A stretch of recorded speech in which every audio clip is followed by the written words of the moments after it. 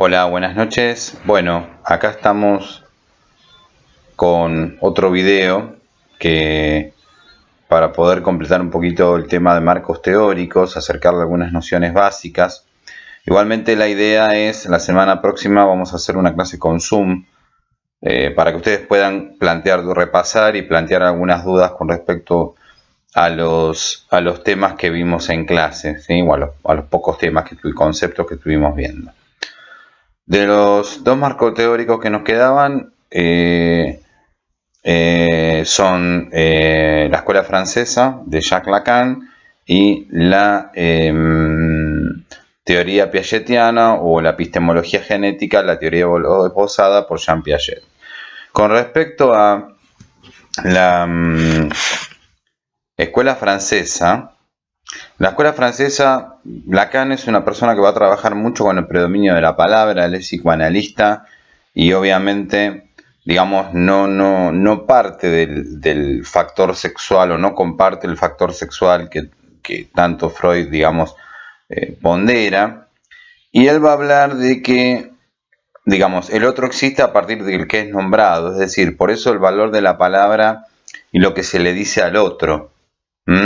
Con respecto a Lacan, Lacan va a establecer tres niveles, es decir, el chico empieza a tener contacto con el bebé o la persona que nace, digamos, a partir justamente, decíamos, de la palabra, y se va a establecer tres etapas. Lo real, que en donde el sujeto siente como que su cuerpo no tiene imagen de su cuerpo parece como desmembrado, despedazado.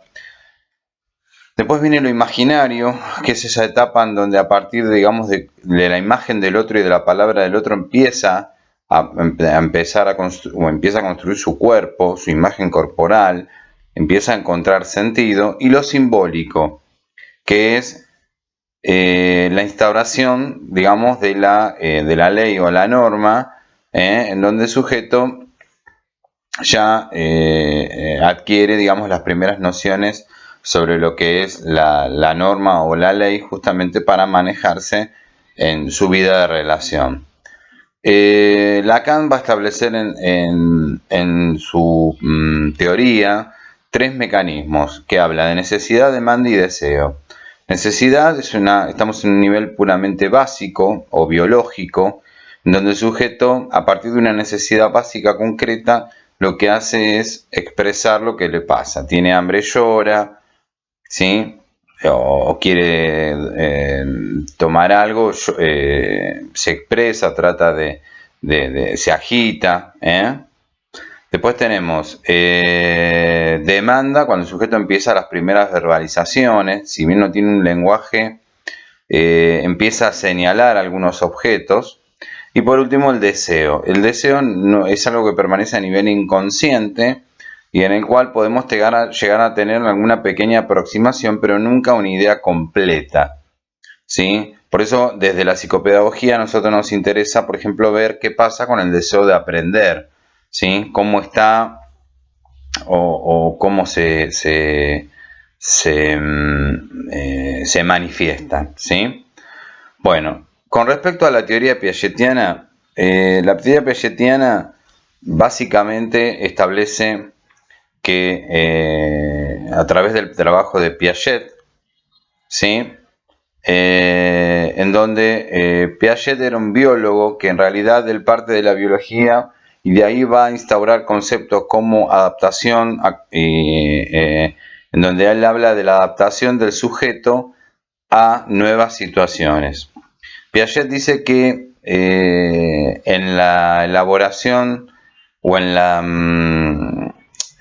la adaptación, ¿sí? Van a intervenir dos mecanismos, que es la acomodación y la asimilación. La asimilación es cuando el sujeto incorpora un determinado concepto y la acomodación es cuando lo adapta a sus propios esquemas o sus propias formas de pensamiento previos. Piaget dice que también hay factores del desarrollo del pensamiento. Estos factores del desarrollo, por ejemplo, son cuatro. Uno es primero el desarrollo del sistema nervioso central, ¿sí? Es decir, lo básico, lo constituido, lo biológico. la herramienta, digamos, que tiene que tener el sujeto como para poder acceder a un nivel de conocimiento. El otro elemento es, o el otro factor es, las primeras experiencias de vida, cómo el sujeto se va construyendo sus primeros conceptos a través de la interacción que hace con el medio. El otro factor que establece Piaget es la interacción social, es decir, a partir de que un concepto se contrapone o se trabaja con el otro, ¿sí? Es cuando se empieza a construir o a desarrollar, ¿sí? Porque a partir de la mirada del otro, mi concepto puede evolucionar.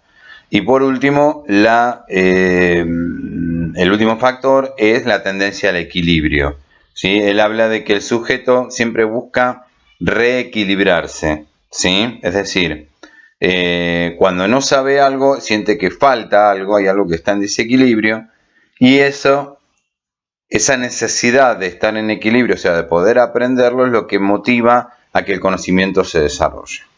Piaget va a hablar de distintas etapas, ¿sí? Él va a hablar de estadios, él habla de 4 estadios.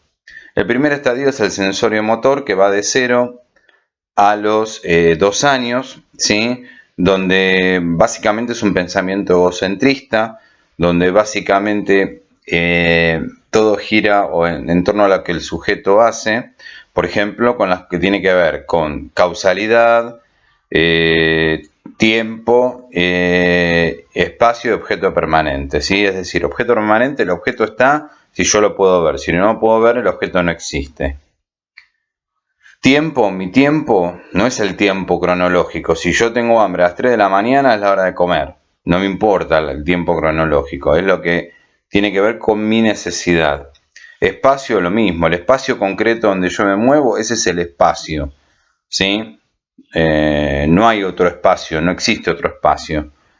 Y causalidad es que todo gira en torno a un pensamiento más bien mágico o fenomenista, en donde todo ocurre en forma mágica, por ejemplo, soplo para apagar una luz, ¿sí?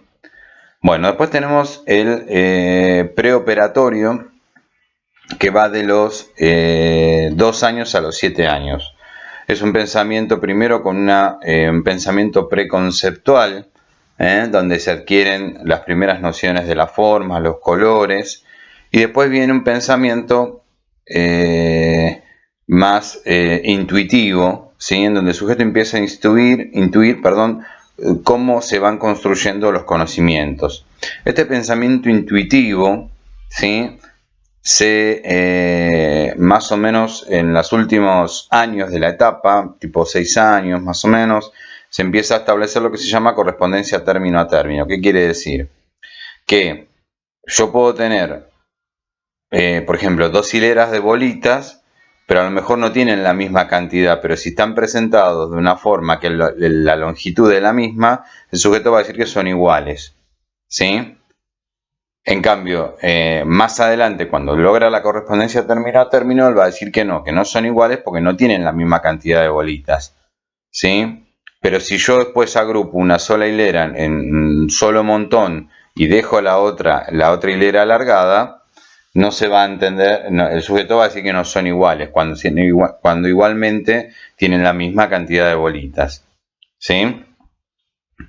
Bueno, después tenemos el pensamiento de las operaciones concretas, donde de las operaciones concretas va de los 7 a los 12 años, donde el sujeto empieza sus primeras aproximaciones al número, empieza el manejo de lo cardinal, o sea, de las cualidades del número como para agruparlos y establecer relaciones, y de lo ordinal, del orden que el número ocupa en la recta numérica, ¿sí? Y necesita siempre del apoyo del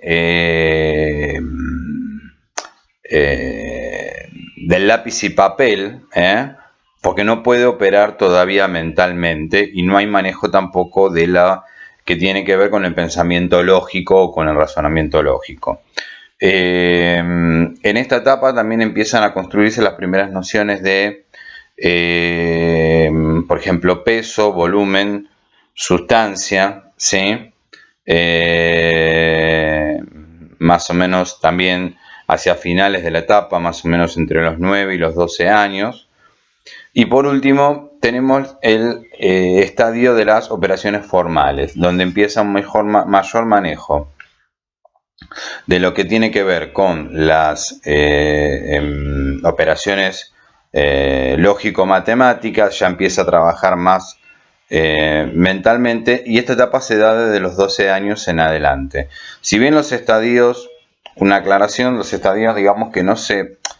Pensemos que estos fueron enunciados en la década del 50, principio de la década del 60, y no son, digamos, obviamente que quizás no se correspondan con lo que nos sucede actualmente, pues, dado el avance tecnológico, en donde también el pensamiento del chico, digamos que ha avanzado mucho más rápidamente, ¿sí? Pero bueno, nos siguen sirviendo como referencia. Bueno, nos estamos viendo la otra semana.